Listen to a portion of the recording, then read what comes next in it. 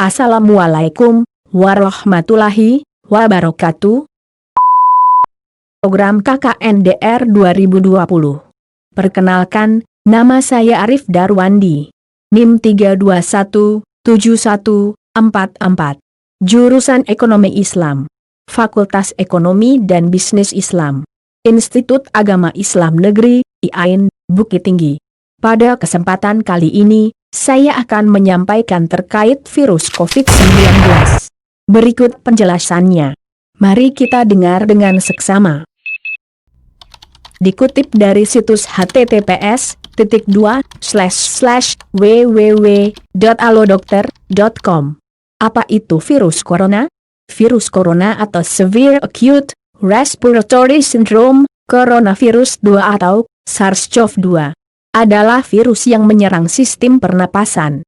Penyakit karena infeksi virus ini disebut COVID-19. Virus corona bisa menyebabkan gangguan ringan pada sistem pernapasan, infeksi paru-paru yang berat, hingga kematian. Virus corona adalah jenis baru dari coronavirus yang menular ke manusia. Walaupun lebih banyak menyerang lansia, virus ini sebenarnya bisa menyerang siapa saja. Infeksi virus corona disebut COVID-19 atau Coronavirus Disease 2019. Dan pertama kali ditemukan di kota Wuhan, China, pada akhir Desember 2019.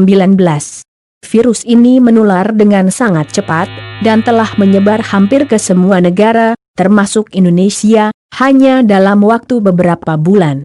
Hal tersebut membuat beberapa negara menerapkan kebijakan untuk memberlakukan lockdown dalam rangka mencegah penyebaran virus corona. Di Indonesia sendiri, diberlakukan kebijakan pembatasan sosial berskala besar atau PSBB untuk menekan penyebaran virus. Dan sekarang ditetapkannya kehidupan baru atau new normal di tengah pandemi COVID-19. Apa saja gejala virus corona? Gejala virus corona, COVID-19. Gejala awal infeksi virus corona atau COVID-19 bisa menyerupai gejala flu, yaitu demam, pilek, batuk kering, sakit tenggorokan, dan sakit kepala. Setelah itu, gejala dapat hilang dan sembuh atau malah memberat. Penderita dengan gejala yang berat bisa mengalami demam tinggi, batuk berdahak bahkan berdarah, sesak napas, dan nyeri dada. Gejala-gejala tersebut muncul ketika tubuh bereaksi melawan virus corona.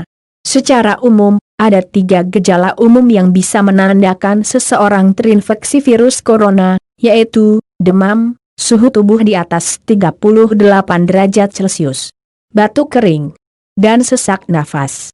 Ada beberapa gejala lain yang juga bisa muncul pada infeksi virus corona meskipun lebih jarang, yaitu diare, sakit kepala, konjungtivitis, hilangnya kemampuan mengecap rasa atau mencium bau, dan ruam di kulit.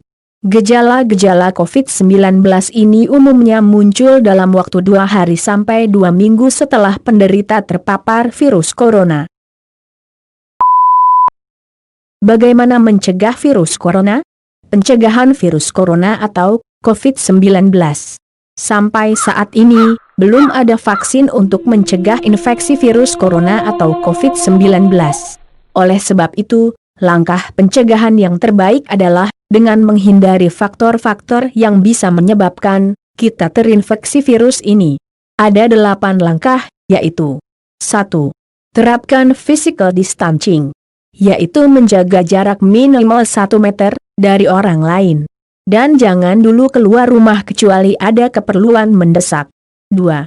Gunakan masker saat beraktivitas di tempat umum atau keramaian, termasuk saat pergi berbelanja bahan makanan. 3. Rutin mencuci tangan dengan air dan sabun atau hand sanitizer yang mengandung alkohol minimal 60%, terutama setelah beraktivitas di luar rumah atau di tempat umum. 4. Jangan menyentuh mata, mulut, dan hidung sebelum mencuci tangan. 5. Tingkatkan daya tahan tubuh dengan pola hidup sehat, seperti mengonsumsi makanan bergizi, berolahraga secara rutin, beristirahat yang cukup, dan mencegah stres. 6. Hindari kontak dengan penderita COVID-19. 7. Tutup mulut dan hidung dengan tisu saat batuk atau bersin. Kemudian buang tisu ke tempat sampah. 8. Jaga kebersihan benda yang sering disentuh. Dan kebersihan lingkungan, termasuk kebersihan rumah. Di dalam 8 langkah pencegahan tersebut, dapat dipahami bahwa hal itu sangat sesuai dengan ajaran agama Islam tentang bagaimana menjaga kesehatan dan langkah dalam menghadapi wabah penyakit menular. Sebagaimana agama Islam adalah agama yang paling sempurna yang telah mengatur segala lini kehidupan, baik itu dalam hal kesehatan maupun dalam hal ekonomi, politik, sosial dan sebagainya. Nah, di sini kita sudah mengetahui apa itu virus corona, gejala, penyebab dan langkah pencegahannya. Serta masing-masing kita juga telah merasakan dampak-dampak yang ditimbulkan oleh virus ini. Seperti dalam bidang ekonomi. Tentunya, setiap orang saat ini merasakan merosotnya perekonomian. Lalu, bagaimana langkah agama Islam mengatasi keterpurukan ekonomi tersebut? Dikutip dari Kompasiana.com, yang ditulis oleh Nurafika Ula Arofah, dengan judul Solusi Ekonomi Islam dalam Menghadapi Wabah COVID-19, yaitu, agama mempunyai peran yang cukup penting dalam menghadapi segala kondisi aspek kehidupan, terutama ekonomi. Indonesia merupakan negara dengan penduduk Islam terbesar di dunia, sehingga sudah seharusnya memiliki tonggak perekonomian yang sesuai dengan syariat Islam. Dengan demikian, bisa dikatakan bahwa Indonesia memiliki peluang besar untuk menjadi pusat perekonomian dunia. Dalam konteks pemahaman ajaran Islam, aktivitas perekonomian atau economic activities merupakan bagian dari kegiatan muamalah yang memberi perhatian terhadap berbagai kepraktisan kehidupan duniawi dalam berbagai bentuk hubungan antar manusia. Melalui kegiatan perekonomian, manusia berusaha memenuhi segala kebutuhannya dalam kehidupan sehari-hari. Apabila aktivitas ini terganggu atau terhenti, maka akan mempengaruhi segala aktivitas lainnya. Ekonomi Islam merupakan istilah yang sering digunakan untuk mendeskripsikan sistem ekonomi yang berbasis pada Al-Quran dan hadis. Di Indonesia, ekonomi Islam cenderung memiliki prospek yang bagus untuk dikembangkan, namun dalam prosesnya, tentulah tidak mudah. Banyak tantangan yang harus dihadapi, apalagi di tengah wabah COVID-19 seperti saat ini. Menurut perspektif ekonomi Islam, setiap musibah yang datang termasuk wabah COVID-19, merupakan bentuk resiko yang harus dihadapi oleh setiap manusia. Secara perlahan, pertumbuhan ekonomi di Indonesia mulai melamban dan cenderung mengalami penurunan. Karena segala aspek yang melibatkan pertumbuhan ekonomi nyaris lumpuh karena wabah COVID-19. Berikut ini adalah beberapa solusi yang dapat ditawarkan oleh sistem ekonomi Islam di tengah wabah COVID-19, yaitu 1. Memaksimalkan pemanfaatan bantuan. Penyaluran bantuan langsung tunai kepada mereka yang membutuhkan perlu dilakukan sebagai bentuk peran ekonomi Islam terhadap masyarakat.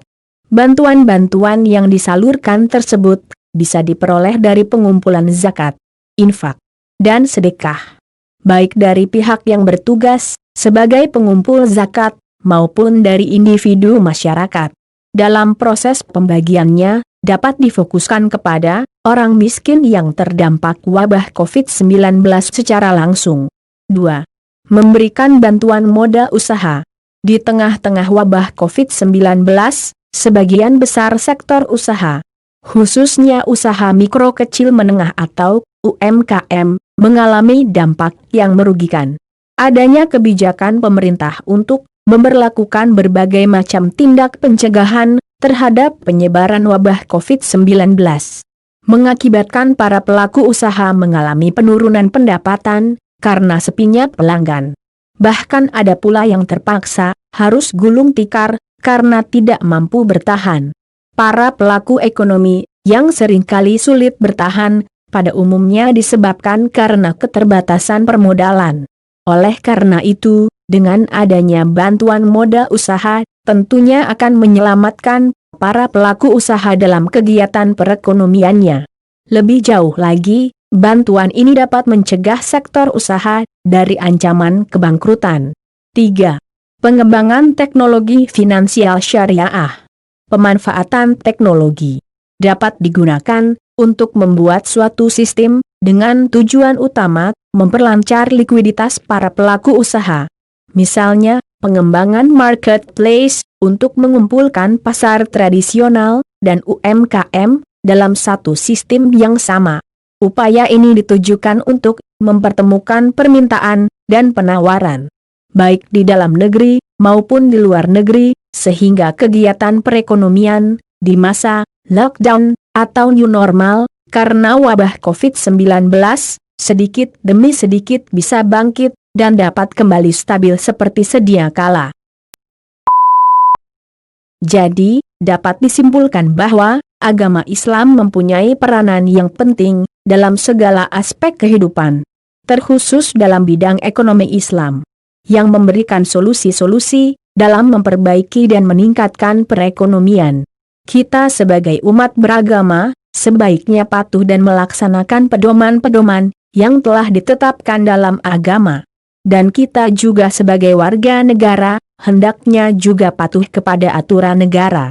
Sebagaimana isi Pancasila pertama yang berbunyi, ketuhanan yang Maha Esa. Mari kita saling bertindak, mengingatkan, dan sebar kebaikan kepada sesama. Fastabikul khairat. Demikianlah yang dapat saya sampaikan. Mohon maaf atas salah dan kekurangan. Jika video ini memberikan manfaat, silahkan like, comment, subscribe, dan share channel YouTube ini. Dan silahkan juga menonton video sebelumnya, serta beri kritik dan saran, agar kedepannya dapat lebih baik lagi. Terima kasih. Wassalam.